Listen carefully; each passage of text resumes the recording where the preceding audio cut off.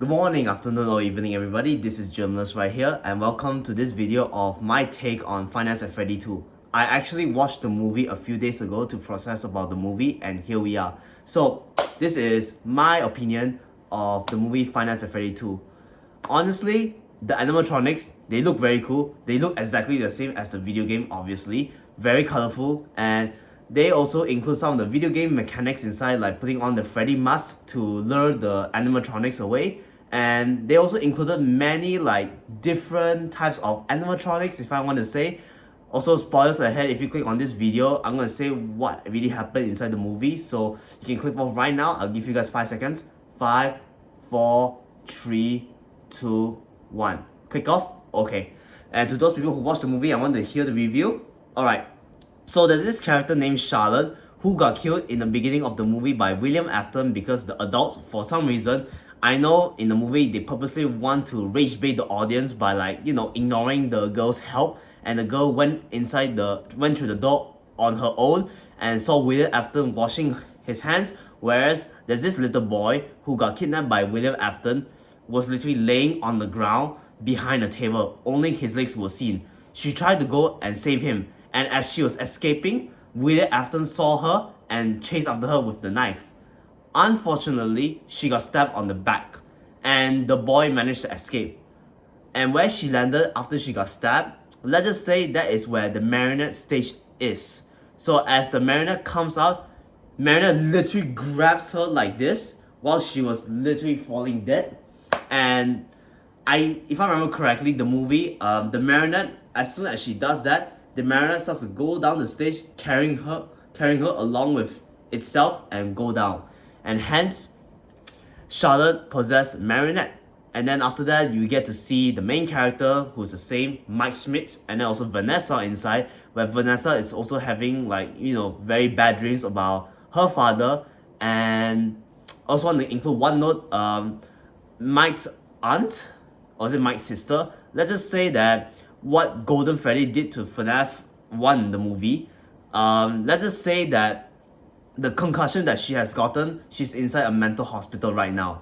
And also, if you guys remember from the FNAF 1 in the beginning, look, not being racist, but the black dude, the big black dude, yeah, he also appeared in the FNAF 2, and he has more footage time in it where he literally helped Mike Smith. Okay, anyway, so what else?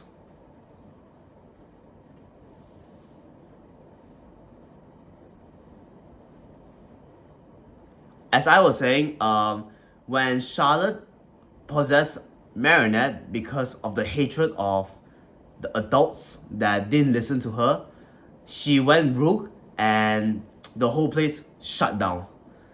And thereafter, inside the movie, we came across this Scooby-Doo Team 2.0 without the doll, obviously, going inside the new Freddy Fazbear Pizzeria, which, by the way, guys, FNAF 2 is actually the prequel of the original FNAF 1.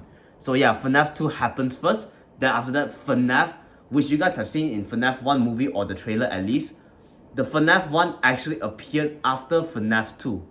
So FNAF 2 happens first. So the group of Scooby-Doo wannabes, they went inside the FNAF 2 pizzeria to explore area here and there, which they include the river, as you guys can expect from the video game, where they also have the carousel, the music. You guys can even hear the marionette jukebox as well, which I find it to be really cool. They include all the mechanics inside from the game. And thinking about it right now, as I was saying about the game, if you guys really want to understand about the movie, you guys really have to watch this channel called Game Theory, where they explain really well about the lore, and also watch some gameplay of Finance at Freddy. Because if you're a person who has no idea what Finance at Freddy is, you will have a very hard time understanding what the lore is about, who is these characters, why is this happening here and there. You get what I mean? You also have to watch FNAF 1, it's very confusing, but you have to watch FNAF 1 first before you guys can watch FNAF 2, because FNAF 2 is the sequel. Okay, anyway,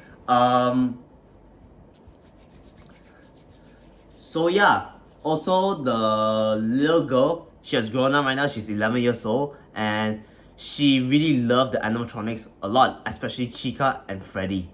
And she attended this class that She wants to make an animatronic during a science fair, but the teacher is actually a dickhead.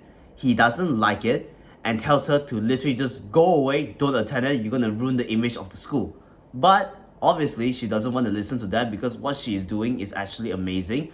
But as she bring her mini animatronic to the science fair, the teacher was surprised that she even came. And he did one of the most scummy move ever, which is pretending that he accidentally let go of the animatronic and broke it. But in reality is that I don't care about this animatronic, you're not gonna ruin the image of the school. Destroy the animatronic, which of course destroyed the trust in her and ran away from the carnival. And this is where it starts to get really serious. The toy animatronics from FNAF 2, if you guys know about it, they start to appear because, like I say, Charlotte possessed the marionette, and if you guys know the game, the marionette controls the toy animatronics. So, doing as you go. By the way, I'm not explaining the entirety of the movie because, let's just be for real, it's incredibly difficult to do it, and this is my first time doing it, and I want to give this a try. The marionette controls the toy animatronics to go different locations and basically kill all the parents because the marionette resents the parents of what she has experienced in the past. And since she's stuck there, she can't really like mature or, evolve or grow up from it. So all the toy animatronics, they go after the parents. But thank God, the main character, Vanessa, they managed to subdue them, even though some of them almost died, but they managed to subdue them. And honestly, I want to say one thing. The story is not too bad, but it's not great. And if you guys don't know, in the first FNAF movie, Scott Cawthon was actually assisted by other writers in order to make the movie great. But for this movie, Scott Cawthon wrote it by himself. Wasn't really getting assistance from anyone else, so this is his own work. He thinks the story is good, which I personally think is not bad. Not the best though. If I give it like out of 10, I'll give it like a solid probably 5.5 out of 10. It is just slightly above average in my opinion. As I was saying,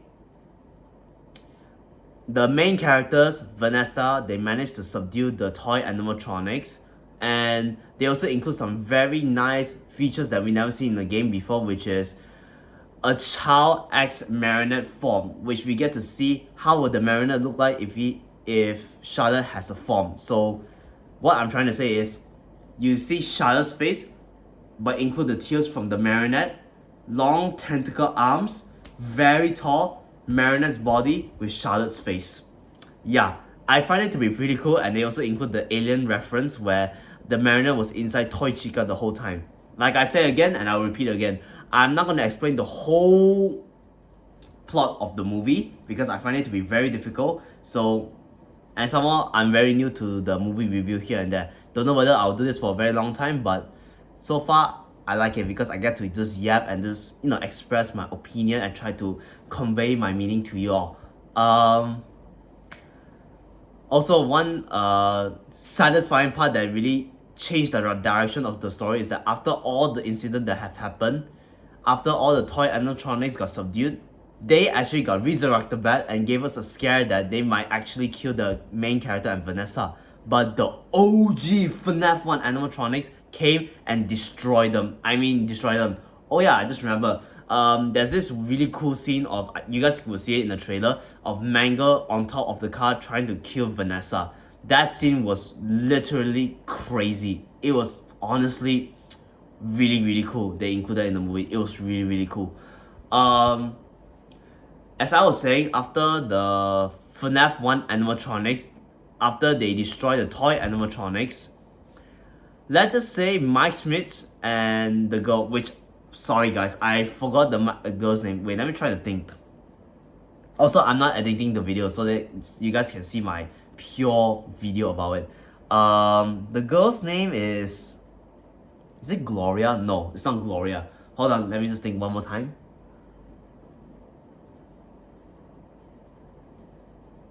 Okay, sorry, I don't know what's the girl's name. Sorry, it's definitely not Gloria. After Mike and Gloria, after Mike and the girl, once they exit the house, he confronted Vanessa and tell her, do not go don't come with us. Don't even get near to me at all.